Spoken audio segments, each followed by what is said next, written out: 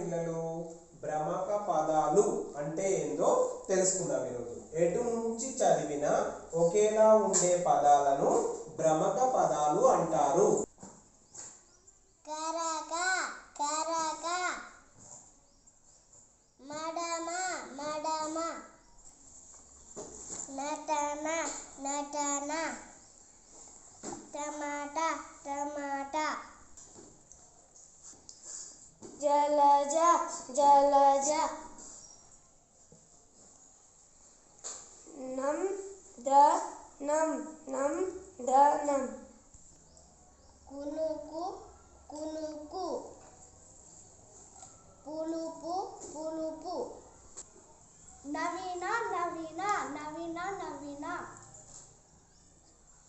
సమోసా సమోసా, కిటికీ కిటికీ, వికట కవి వికట కవి.